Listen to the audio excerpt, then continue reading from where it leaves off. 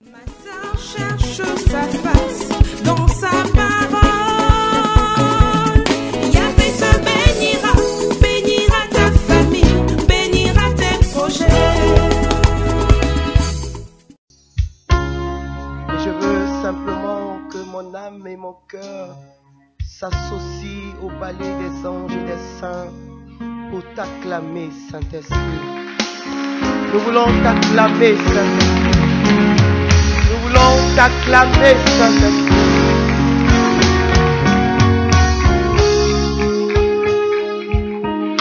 Alléluia. Je nous salue tous et toutes dans le précieux nom de notre Seigneur Jésus. Amen.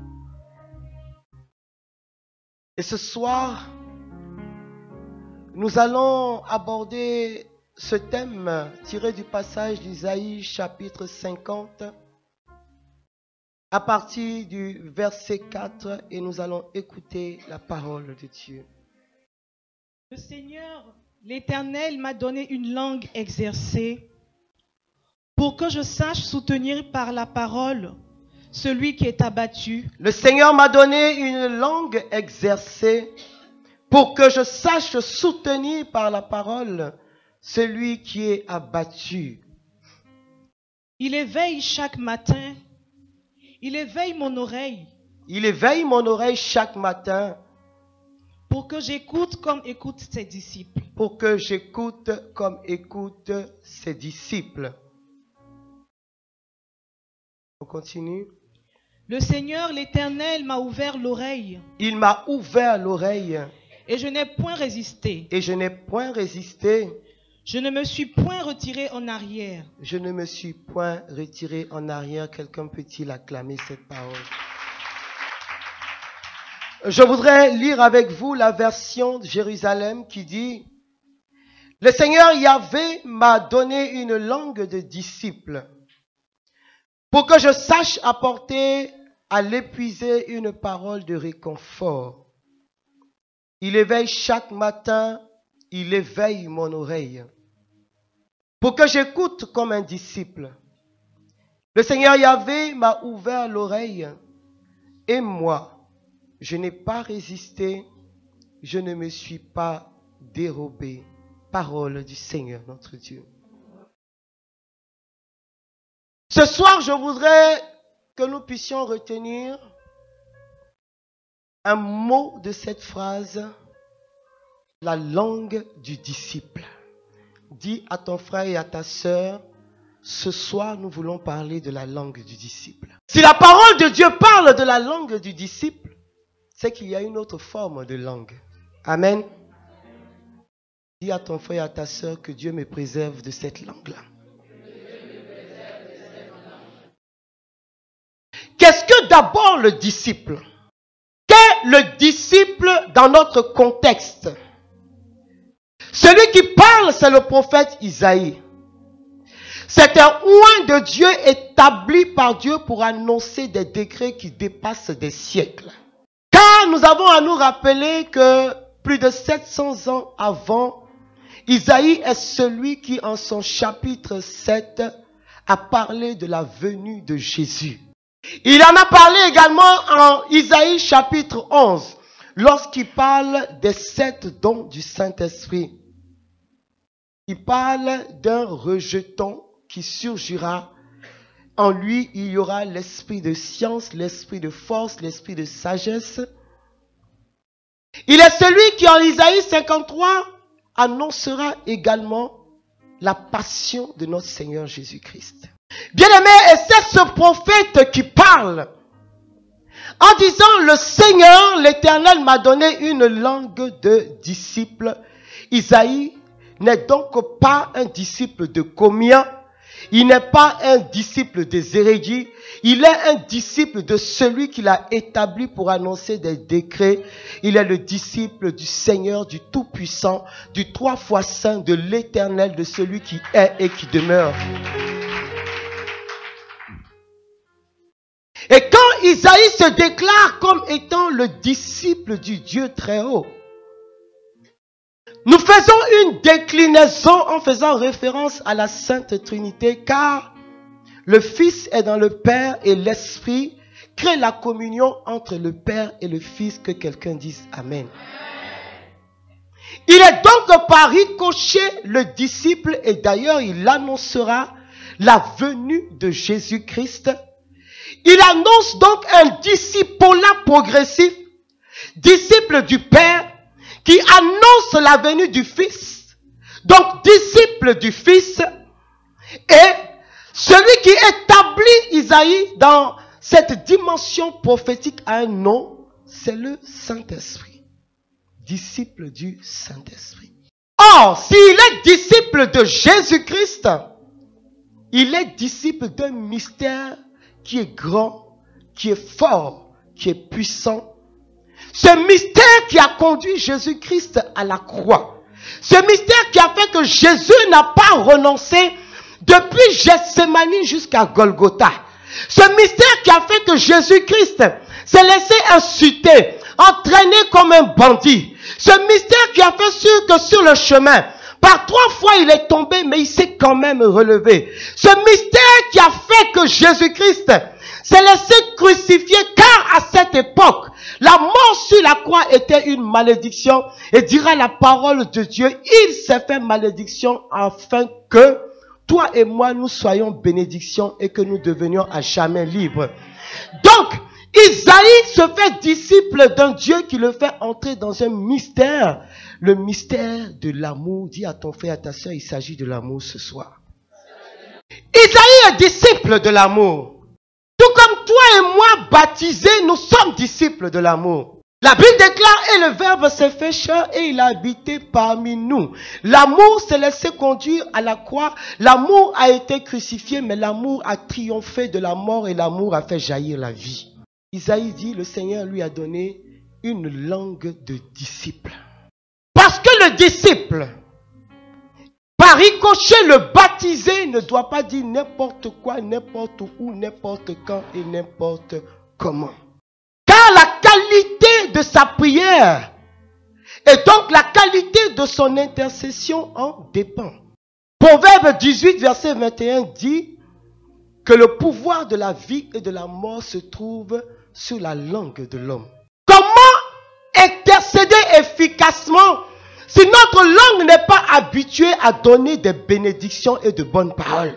Car dans l'autre version, quand on parle de la langue exercée, quand je dis je suis exercé à faire quelque chose, ça veut dire que j'ai été entraîné à faire quelque chose. Donc, sa langue a pris l'habitude de faire quelque chose. Qu'est-ce que ta langue a pris l'habitude de faire et de dire? C'est de ça qu'il est question ce soir. Qu'est-ce que ta langue a pris l'habitude de faire et de dire? Parce que ce que tu as l'habitude de faire finit par laisser des traces sur ta qualité de vie. Vous voyez, il y a des personnes, même quand ils n'ont pas besoin de mentir, à la fin de la phrase, ils vont mentir quand même. Parce que tout simplement, ils sont habitués à mentir. C'est-à-dire, quelquefois, il n'y a pas besoin, quoi. Vous lui dites, ah oui, et oui, la dernière fois, on était quelque part là. Il y avait 25 personnes, mais il sait qu'il y avait 10 personnes. Mais on s'en fout de savoir s'il y en avait 10 ou 25. Mais dis simplement qu'il y en avait 10. Mais il ne peut pas s'en empêcher. Il faut qu'il mente parce que sa langue est exercée à dire des contre-vérités. Isaïe dit, le Seigneur m'a donné une langue de disciple. Et Isaïe fait une connexion entre la langue du disciple et l'oreille du disciple. Un disciple n'écoute pas n'importe quoi. Un disciple ne se laisse pas distraire par n'importe quoi. Ce que tu as l'habitude d'entendre, c'est ce qui va te transformer et t'impacter positivement ou négativement. Il m'arrive de me poser la question de savoir dans le jardin d'Éden, pourquoi le serpent? La Bible déclare que le premier que Dieu a façonné, il s'appelle Adam. Adam est venu. Mais il faut savoir que, et nous rappeler que Dieu avait déjà créé toute espèce et toute forme de vie avant de créer l'homme. Donc au moment où Adam vient, le serpent était déjà là. Mais pourquoi le serpent attend que Ève vienne? Et pourquoi le serpent ne s'adresse pas à Adam et il s'adresse à Ève? Parce que Ève, comme toute bonne femme, aime écouter ce qui n'a rien à voir avec elle. Comme toute bonne femme, elle aime écouter aux portes. Dans quel but? Quelquefois, ce n'est même pas pour faire du bien, c'est pour aller mentir. C'est tout. Or, le diable, quand il opère, il commence par attaquer des choses essentielles. La première chose qu'il attaque, et c'est ce qu'il a fait avec Ève, ce sont les sens.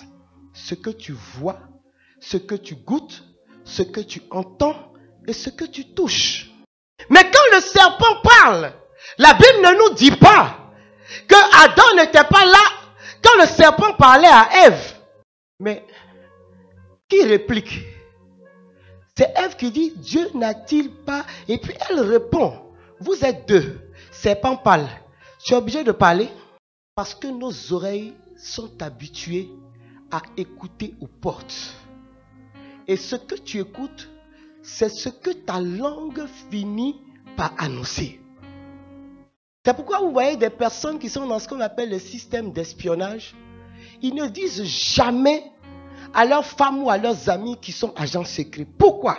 Parce qu'ils savent que s'ils commencent par dire un jour ou l'autre, tôt ou tard, dans une situation ou dans une autre, le secret va sortir parce que c'est rentré par des sens corrompus, c'est-à-dire les oreilles.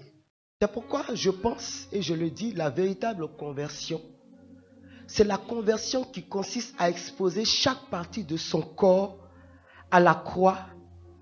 Donc, quand je prie pour que Dieu me convertisse, je ne dis pas simplement, Seigneur, convertis-moi. Parce qu'en réalité, je sais quel est mon problème. Quand je sais que j'ai une langue acerbe, je commence par dire à Dieu, Seigneur, convertis ma langue. Parce que je sais que si ma langue est convertie, tout mon corps va être converti parce que je me connais. Et je sais que mon problème, c'est ma langue. Alléluia. Bien-aimé, le disciple ressemble à son maître. Or, nous sommes disciples non pas d'un homme, nous sommes disciples de Jésus-Christ. C'est pourquoi je m'évertue quelquefois à dire aux gens, je crois en la sorcellerie, je crois au pouvoir des ténèbres, mais je crois en la seigneurie de Jésus-Christ. C'est pourquoi, même si quelqu'un vient me dire, ta maman est sorcière, bien-aimé, je ne m'ébranle point. Pas parce que la sorcellerie n'existe pas. Pas parce qu'il n'y a pas d'éventualité dans ce sens-là. Mais parce que mon cœur est serein.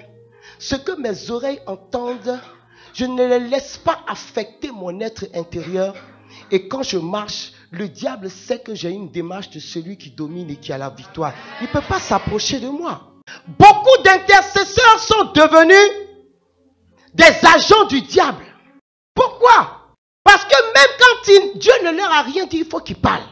Parce qu'en réalité, le lieu de leur service et de leur charisme est le lieu de la recherche de la vaine gloire. Parce que si tu ne réalises pas que ce que Dieu t'a donné, ce n'est pas pour ta gloire, c'est pour la gloire de Dieu. Le jour où tu ne recevras rien de Dieu, tu vas inventer. Et beaucoup d'intercesseurs sont devenus des sorciers. Oui, parce que si tu annonces une parole qui vient de Dieu, alors que Dieu ne l'a pas dite, tu mets la vie de quelqu'un en danger, tu suscites une erreur et tu peux le détourner de sa foi. Si moi je te vois chaque jour, que je t'ai dit, le Seigneur m'a dit, toi, ton mari est en route. Le mois ne va pas passer que tu vas te marier. Le mois suivant, je te dis la même chose. La troisième fois, tu viens plus au centre ici. Parce que mon Dieu là, tu vas te poser la question, ce Dieu là, qui vient se manifester ici au centre MEI là, il est amnésique ou bien il fait exprès? Et tu finis par décourager la personne qui t'écoute. Il dit, le Seigneur m'a donné une langue exercée. Ça veut dire quoi? Une langue qui sait, celui qui est exercé, c'est comme un enfant qui veut apprendre à marcher. Il sait, il veut marcher, il tombe, il se relève. Il tombe, il se relève. C'est à force de tomber et de se relever que finalement, un jour, il se tient droit et puis il marche. D'accord? Quand il se tient droit et puis il marche, rarement il tombe sauf s'il a un obstacle devant lui. Donc, si nous sommes établis en qualité d'intercesseurs et que notre vie d'intercesseur est en phase et en communion avec le Seigneur, logiquement, notre langue exercée nous amène à dire des bénédictions et non pas des malédictions. Notre langue ne devrait pas se plaire à dire des choses qui enfoncent des projets de malheur sur les vies des hommes. Jamais. C'est comme si, vous savez que la langue de l'homme aime ce qui est sucré. Bon, sauf il y a des langues qui sont tellement, on va dire quoi, qui ont tellement été transformées par tout ce qu'ils ont mangé qu'eux, ils ne se plaisent que dans ce qui est amer. Amen. Mais la langue de l'homme se plaît dans ce qui est sucré. C'est pourquoi quand il y a quelque chose d'amer qui vient là-dessus, il commence par froisser le visage. Mais bien aimé, si toi, tu as pris l'habitude d'annoncer des choses sucrées, donc logiquement, les choses amères doivent te dégoûter. Amen. Donc, ça veut dire que ta façon de parler, ta façon de vivre ta foi, la qualité de ton langage doivent être un langage de bénédiction et non pas un genre de langage pour condamner, pour critiquer, pour juger, pour récriminer, pour se rebeller ou pour murmurer. Donc, ça veut dire que tu n'as pas une langue de disciple et tu n'as pas une oreille de disciple. Pourquoi ceux qui n'entendent pas en général ne parlent pas? Parce qu'il y a une relation entre l'oreille et la langue. Alléluia. Je veux partir à ce texte de Jacques, chapitre 3, et nous allons le lire ensemble. Bien aimé, Jésus a dit qu'il parle selon ce que son Père lui a dit. Amen. Jésus dit que c'est ce qu'il a vu son Père faire et dire qu'il répète aux hommes. Donc, il est lui-même un bon disciple du Père. Il n'a rien inventé en dehors de ce que son Père lui a donné comme consigne, comme formation et comme entraînement. Amen. Nous écoutons la parole de Jacques 3, maman. Jacques 3. Verset. À partir du verset 1. Mes frères, qu'il n'y ait pas parmi vous un grand nombre de personnes qui se mettent à enseigner, car vous savez que nous serons jugés plus sévèrement. Nous bronchons tous de plusieurs manières. Si quelqu'un ne bronche point en parole, c'est un homme parfait, capable de tenir tout son corps en bride. Si nous mettons le mort dans la bouche des chevaux pour qu'ils nous obéissent, nous dirigeons aussi leur corps tout entier. Voici, même les navires qui sont si grands et que poussent les vents impétueux sont dirigés par un très petit gouvernail au gré du pilote. De même, la langue est un petit membre et elle ne vante de grandes choses. Elle se vante de grandes choses. Voici, comme un petit feu peut embraser une grande forêt. La langue aussi est un feu. C'est le monde de l'iniquité. La langue est placée parmi nos membres, souillant tout le corps et enflammant le cours de la vie, étant elle-même enflammée par la géhenne.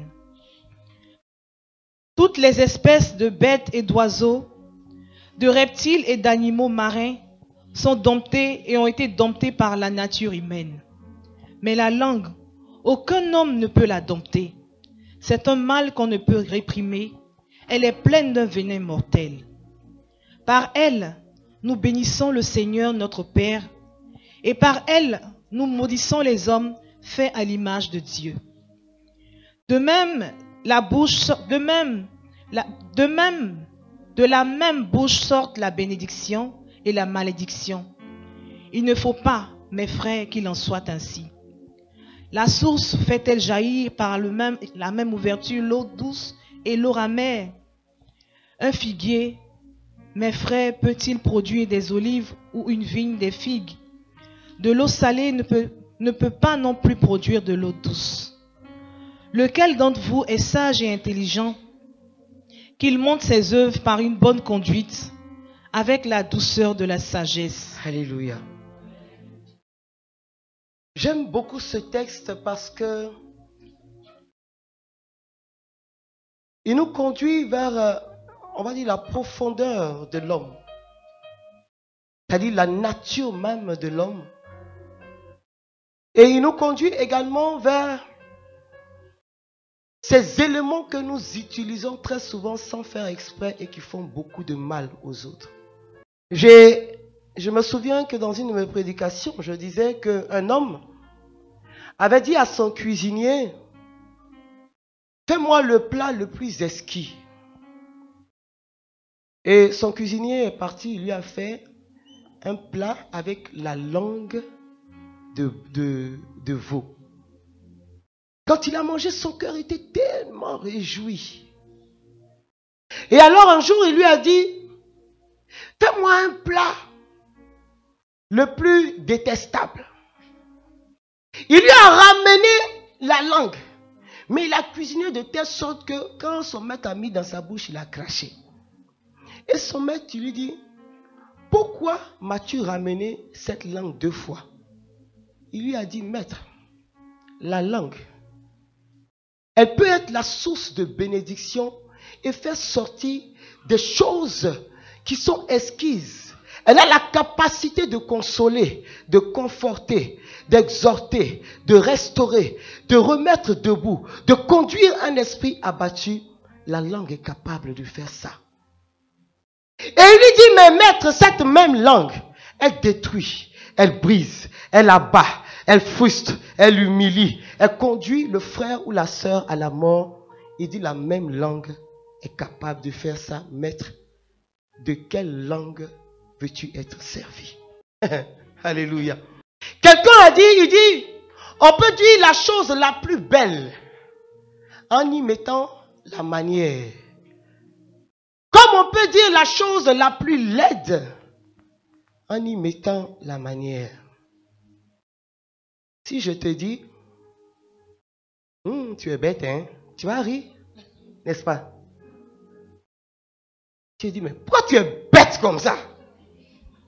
Là, tu vas prendre position pour me gifler. Je vois des personnes qui aiment dire, ah, mais quand il faut parler, c'est la vérité. Amen.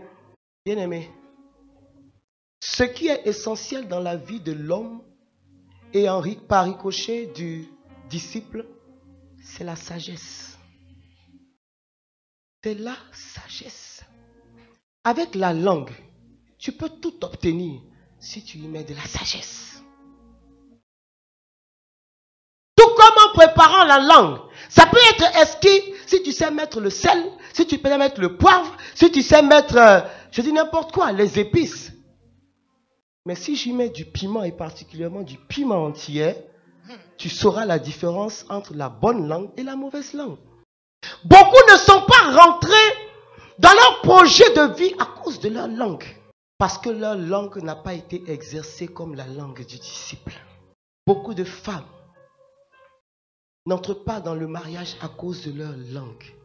Beaucoup de personnes ratent, on va dire, les affaires les plus extraordinaires à cause de leur langue. Parce que eux, leur langue démarre à 400% à l'heure. C'est-à-dire, ils parlent et après ils réfléchissent. Bien-aimé, si Dieu nous a créés à son image et à sa ressemblance, c'est afin que notre langue soit source de bénédiction et non pas de malédiction. Pourquoi nous parlons de la blessure intérieure? Pourquoi nous disons que l'enfant, même dans son sein, sait ressentir ce qui se passe à l'extérieur? Parce que la parole est source de vie. Il y a un esprit dans la parole. C'est pourquoi Jésus, quand il parle, il dit, ces paroles que je vous dis sont esprit et vie. Il y a une vie dans la parole. Et la parole, c'est comme une eau que vous versez et que vous ne pouvez plus ramasser. C'est pourquoi que ta langue soit lente à parler et que ton esprit, ton intelligence et la sagesse du Saint-Esprit te précèdent avant que tu ne parles. À combien plus forte raison quand nous sommes intercesseurs. L'intercesseur ne parle pas par émotion, il parle par la motion du Saint-Esprit. L'intercesseur ne parle pas et ne prend pas la parole, ne lève pas la voix parce que tout simplement, il ressent quelque chose. Mais il parle Parce que le Saint-Esprit parle à son cœur et lui parle de sujets qu'il doit exposer et il devient un canal de cette grâce et de cette bénédiction. Un intercesseur trop émotif devient dangereux. C'est pourquoi même dans le discernement de la prophétie, quand quelqu'un commence à exercer le charisme de prophète et qui donne des paroles de prophétie, dans l'accompagnement, on cherche à savoir qu'est-ce qu'il vit. Parce que quelqu'un qu'on pimente à la maison, s'il arrive, même dans ce qui pourrait paraître être des actions du Saint-Esprit, son converti, toi, si dans le Seigneur va te frapper, ne peut être que l'expression de ce qu'il ressent. Alléluia. Il faut que votre homme intérieur impose le silence au vieil homme. C'est en cela que votre vie d'intercesseur deviendra efficace. Je nous ai dit que le bon intercesseur, c'est celui qui descend son fardeau pour prendre le fardeau des autres. Ce n'est pas celui qui passe 1 heure dans la présence de Dieu avec 55 minutes en parlant de lui et de ses problèmes et 5 minutes pour faire bien en parlant de son frère, de sa soeur ou de ce qui se passe autour de lui. L'exercice de la langue du disciple, c'est un exercice qui va dans le sens de l'avancement du royaume et du bien-être des autres. On se souvient donc de ce prophète qui avait été mandaté par le roi. Je ne me souviens plus exactement de quel prophète il s'agissait. Et que l'on avait mandaté pour aller maudire Israël. Balaam. Mais lui, il est oint par Dieu pour annoncer des décrets qui viennent de là-haut. Au début, il dit non, je ne peux pas. Mais le roi l'a intéressé et il est parti. Il s'est mis sur la montagne. Quand il veut maudire Israël, il le bénit. Et il constate qu'il est en train de bénir Israël. Il recommence encore, il le bénit. Parce que tout simplement, sa langue a été exercée à bénir et non pas à maudire. C'est pourquoi commence à exercer ta langue à bénir. La langue qui bénit, nous dit Saint Jacques, ne maudit pas. La langue qui bénit ne se mélange pas ou ne se trempe pas dans des choses qui la rendent amère. C'est pourquoi l'école de la sagesse veut que quand ton cœur est trop amer, sois silencieux. Parce que tu vas dire des choses qui vont se revêtir d'un esprit et qui vont revenir vers toi comme un effet de boomerang et qui vont te faire du mal. Et demain, tu vas dire, Seigneur, j'étais fâché. Mais tu as relâché par ta langue la parole qu'il ne fallait pas au moment où il ne fallait pas. Je vois des personnes quelquefois qui dans les palabres de couple, Dieu n'a qu'à te tuer même. Ils sont trop fâchés. Ou ça, c'est le propre des mamans, ça. Le propre des mamans, quand elles sont trop en colère et que leur langue n'est pas exercée comme les langues du disciple, sauf si je n'étais pas accouché. Si c'est moi qui t'ai accouché, que j'ai soupiré quand je poussais, ce que tu cherches, tu vas avoir. Parce que quand elle arrive là, elle se rend compte que, mais elle a déjà dit quand même. Ce que tu cherches, tu vas avoir. 2 ou 3 jours après, on t'appelle. On dit la femme a fait un accident. Tu trembles. Mais en réalité, c'est ta parole, ta bouche. Et comme le diable, il aime tout ce qui n'est pas bon. Il accompagne tout ce qui est négatif. Et ta langue s'exerce dans les bénédictions. Mais pour que ta langue s'exerce dans les bénédictions, il faut que ta langue soit habituée à lire la parole de Dieu. Parce que dans la parole de Dieu là, je n'ai jamais vu, sauf Dieu quand il est en colère, mais je n'ai jamais vu quelqu'un, un disciple de Dieu, maudire quelqu'un. Et les fois où par extraordinaire ça arrive, c'est que lui-même Dieu l'avait déjà maudit. Lisez les psaumes. Lisez le livre des Proverbes. que votre langue soit familière à la parole de Dieu. Et vous allez voir qu'au jour de l'épreuve, au jour de la nécessité, votre oreille vous rappellera ce qu'elle a entendu et votre langue s'appuiera sur les paroles de vie que vous aviez l'habitude de prononcer, et ces paroles dans vos bouches deviendront des décrets qui transformeront vos vies et la vie de ceux qui sont autour de vous. Je veux dire à quelqu'un ce soir, n'aie pas l'habitude de fréquenter ceux qui critiquent et qui insultent. Les mauvaises habitudes corrompent les bonnes mœurs. N'aie pas l'habitude. Parce qu'un jour, pour marquer ton appartenance au groupe, tu vas critiquer aussi. Entre nous, vous êtes 3, tous les jours, vous vous asseyez. Il y a 2 qui parlent. Mais à un moment, toi qui ne parles pas là, tu deviens suspect. Et comme tu deviens suspect, un jour tu vas inventer quelque chose aussi pour dire, pour alimenter la chose. Et le jour où tu vas dire ça, c'est fini. Tu appartiens au groupe définitivement. Et le groupe te tient définitivement. Parce que le jour où tu vas vouloir rapporter, le groupe va aller rapporter ce que toi-même tu as dit. Et il y a des gens qui sont dans des alliances comme ça, où chacun sait ce que l'autre a dit, et chacun a intérêt à ne pas dire ce que l'autre a dit. Alléluia.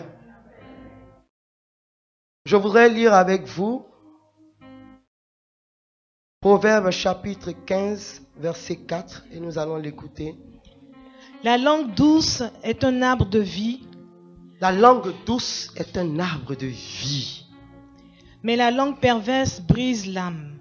La langue perverse brise l'âme. Proverbe 12, 18. Proverbe 12, 18. Tel qu'il parle légèrement blesse comme un glaive. Mais la langue des sages apporte la guérison. Est-ce qu'il y a des sages au milieu de nous? Est-ce que je peux voir les mains des sages levées? Des personnes dont les langues apportent la guérison. Des personnes dont les langues apportent la restauration. Des personnes dont les langues apportent la consolation. Des personnes dont les langues apportent la vie. Est-ce que je peux voir la main de ces personnes? Est-ce que je peux voir la main des personnes qui peut-être jusque-là ont du mal à réfréner leur langue, comme dit Saint Jacques, mais qui veulent par la grâce du Saint-Esprit s'engager à entrer dans cette réalité dynamique et spirituelle? Je veux voir la main de ces personnes. Le Saint-Esprit met à mon cœur que beaucoup de personnes ont été cassées, brisées, détruites par la parole. Une parole entendue, une parole dite, une parole fausse les concernant, une parole qui les a brisés. Une parole venue de toutes parts, de nulle part. Une parole qui n'avait rien à voir avec leur vie, mais qu'on leur a attribuée. Une parole qui les a fragilisés. C'est pourquoi nous allons demander ce soir au Saint-Esprit de nous libérer des méchancetés de la parole des autres. De briser le pouvoir de ces paroles. L'impact que ces paroles ont laissé en nous.